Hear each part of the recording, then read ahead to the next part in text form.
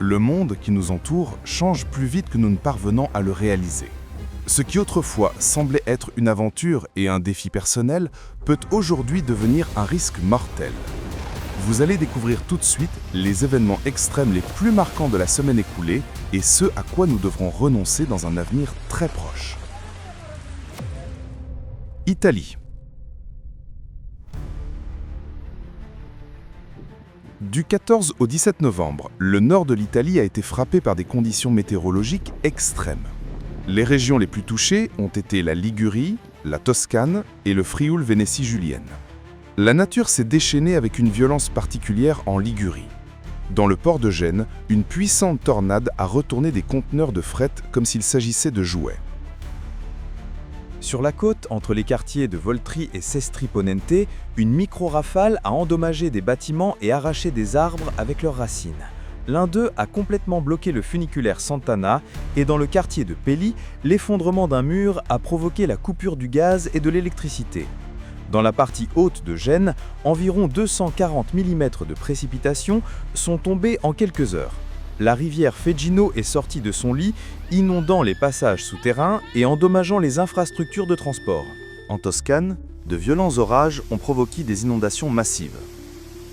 Le 17 novembre, en Frioul-Vénétie julienne, les stations météo ont enregistré en 6 heures l'équivalent de près d'1 mois et demi de précipitations. Les conséquences ont été tragiques.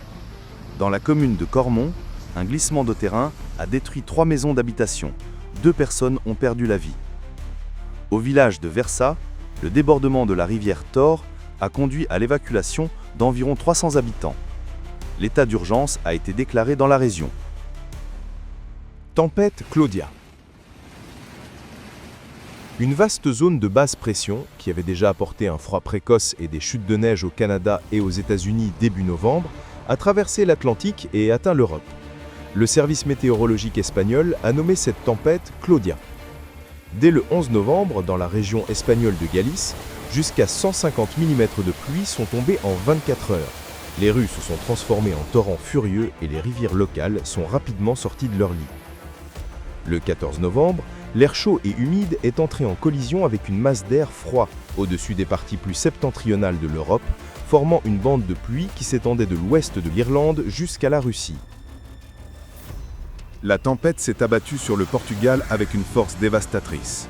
Dans le petit village de Fernão Ferro, près de Lisbonne, l'eau s'est engouffrée la nuit dans la maison d'un couple de personnes âgées. Malheureusement, ils n'ont pas eu le temps de s'échapper et sont morts noyés.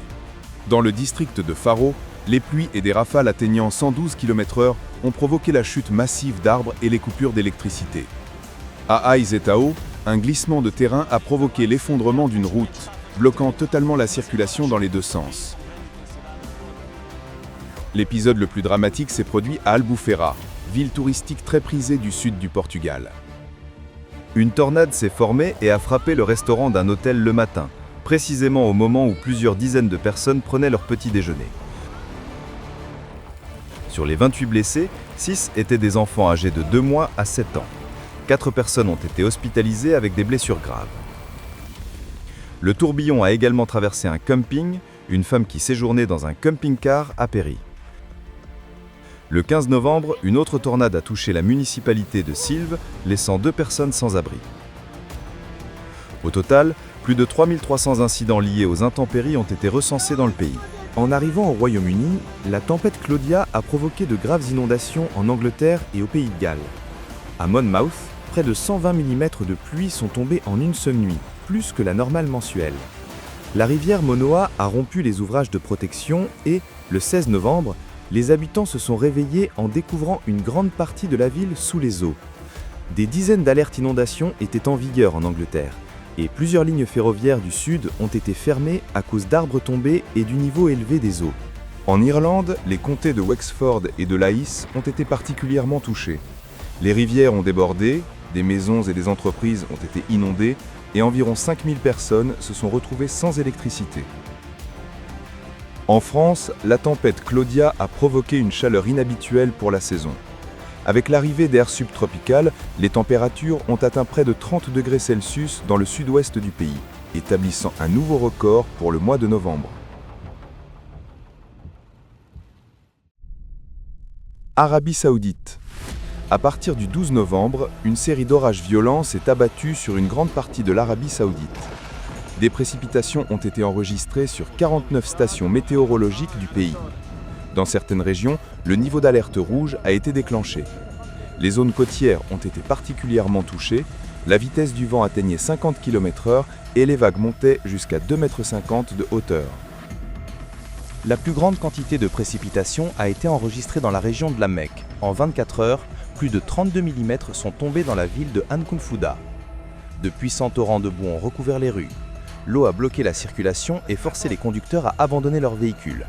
Sur les routes, les poids lourds avançaient difficilement en raison des fortes rafales de vent et des pluies torrentielles. À Al-Moyeh, localité au climat extrêmement aride, où la moyenne annuelle des précipitations n'est que d'environ 30 mm, 80% du volume annuel de pluie s'est abattu en une seule journée. Dans la province de Médine, la tempête s'est déchaînée sur la zone industrielle de Yanbu, l'un des plus grands centres mondiaux de raffinerie et de pétrochimie. Les éléments ont endommagé plusieurs pylônes de lignes haute tension, perturbant l'alimentation électrique de l'installation.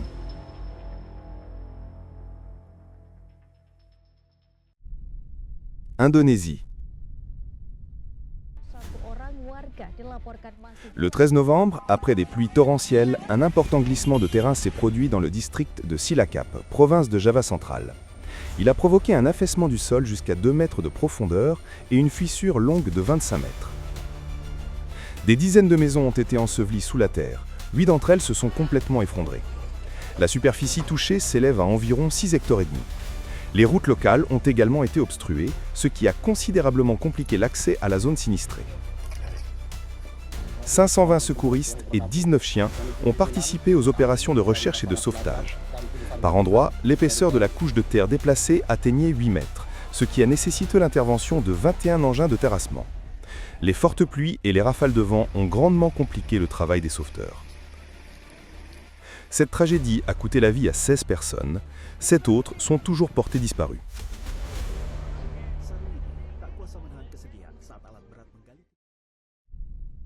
Moyen-Orient. Le 13 novembre, une tempête s'est abattue sur Israël, mettant brutalement fin à un début de novembre exceptionnellement chaud et sec. Des pluies torrentielles accompagnées d'orages et d'éclairs ont frappé les villes du nord du pays. Les rues ont été inondées et par endroits il y a eu de la grêle. Près de la plage de Palmachim, une rare trombe marine a été observée, tandis qu'à Jivat Ada, dans la région de Binyamina, la foudre incendie un arbre. En soirée, les précipitations se sont intensifiées. Sur la côte, de Hadera à Ashkelon, 61 mm de pluie sont tombés en 1h30, transformant rapidement les rues en rivières. À Tel Aviv, une personne a glissé d'un balcon mouillé et a été hospitalisée dans un état modérément grave. À Jérusalem, de fortes rafales ont abattu des arbres. Et à l'aéroport Ben Gourion, les vols ont subi des retards à cause des averses. Au matin du 14 novembre, la tempête couvrait tout le pays. Météo Israël a lancé une alerte aux crues soudaines. Et le ministère de la Santé a temporairement interdit la baignade en raison du risque de contamination de la mer par les eaux usées. Ce même système météorologique a provoqué des conséquences dramatiques dans la bande de Gaza. Dans la nuit du 13 au 14 novembre, des pluies torrentielles ont inondé les camps surpeuplés de personnes déplacées. Les routes se sont transformées en torrents et l'eau est montée à plus de 10 cm à l'intérieur des tentes. Les familles vivant sous des bâches se sont réveillées avec leurs lits flottants dans la boue. À cause des années de guerre, les réseaux d'eau potable et d'assainissement sont détruits. Avec la pluie, les eaux usées et les déchets se sont déversés dans les camps. Les services municipaux recevaient des centaines d'appels à l'heure, mais n'avaient pratiquement plus de moyens d'intervenir. De nombreuses tentes se sont effondrées sous le poids de l'eau. Toute la nuit, les habitants ont tenté de les consolider, de vider l'eau et de sauver ce qui restait de leurs affaires. La tempête à Gaza s'est transformée en catastrophe humanitaire et ce n'est que le début de la saison hivernale. Amérique du Sud.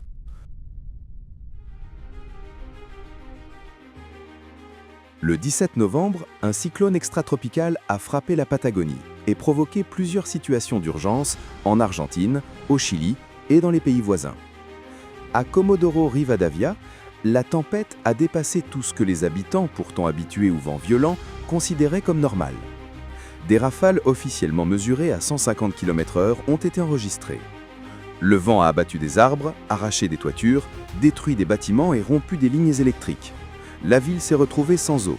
Les administrations et écoles ont été fermées, les vols ont été annulés et les équipes de réparation ont travaillé à la limite de leur capacité.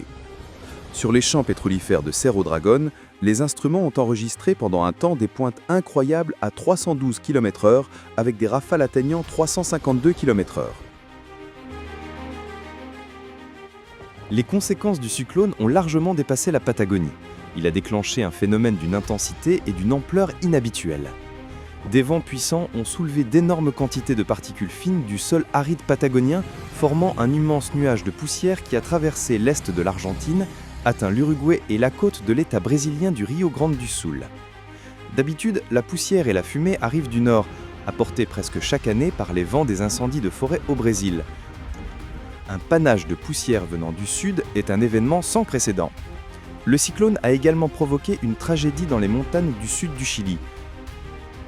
Dans le parc national Torres del Paine, la tempête a frappé le camping isolé de Los Perros, accessible uniquement après 4 à 5 heures de marche du point de transport le plus proche. Un groupe de randonneurs qui montait au col John Gardner s'est retrouvé pris dans une tempête de neige, une visibilité quasi nulle et des vents atteignant 200 km/h. Les secouristes ont travaillé dans des conditions extrêmes, seuls 4 randonneurs ont été retrouvés vivants. 5 personnes, hélas, ont péri. Cette tragédie n'est pas seulement une terrible nouvelle. Elle illustre concrètement à quel point le monde autour de nous a changé. Autrefois, les activités extrêmes étaient considérées comme un défi personnel, une façon de tester ses limites et de sortir de l'ordinaire. Elles motivaient certains, en fascinaient d'autres, donnaient envie d'être imités. Le climat change bien plus vite que nous ne l'imaginions, et ce ne sont plus des mots abstraits, ce sont des risques très concrets. La circulation atmosphérique est devenue imprévisible, des systèmes orageux naissent quasiment de nulle part, et même les prévisions à très court terme, qui étaient autrefois fiables et sur lesquelles les groupes de touristes pouvaient compter, se trompent de plus en plus souvent. Dans des endroits où des glissements de terrain ne s'étaient pas produits depuis des décennies, ils surgissent désormais soudainement. Les températures changent brusquement, la visibilité se dégrade, et les repères naturels sur lesquels les personnes expérimentées comptaient toute leur vie ne fonctionnent plus. En conséquence, ce ne sont pas seulement les amateurs d'aventures extrêmes qui sont en danger. Les sauveteurs eux-mêmes sont menacés. Ces hommes et femmes qui se portent dans les zones les plus risquées parce qu'ils savent qu'ils doivent aider, mais qui parfois, dans de telles conditions, ne peuvent même pas partir à la recherche des victimes, le risque pour leur propre vie étant trop élevé. Il est important de se souvenir que chacun de nous est responsable de l'exemple qu'il donne. Parfois, l'imitation naît simplement du désir de ressembler à ces gens cool, et c'est précisément sur ceux qui montrent l'exemple que repose la responsabilité. D'où une conclusion toute simple. Aujourd'hui, le tourisme extrême n'est plus seulement une quête d'adrénaline ou une preuve qu'on peut aller plus loin. C'est devenu un jeu dont l'enjeu est beaucoup trop élevé. Nous ne cherchons pas à décourager quiconque de réaliser ses rêves. Nous invitons simplement à regarder la réalité en face telle qu'elle est aujourd'hui. Dans les conditions climatiques actuelles, chaque randonnée, chaque ascension risquée, chaque parcours extrême sur l'eau ne ressemble plus à ce que nous considérerions comme normal. L'expérience passée, même la plus solide, n'est plus une garantie de sécurité. Il suffit désormais d'un seul moment imprévu pour perdre la vie. On peut l'expliquer avec une métaphore simple. Imaginez une personne qui adore danser. C'est sa joie, sa vie. Mais un jour, il se casse la jambe. Et pendant un certain temps, danser devient impossible.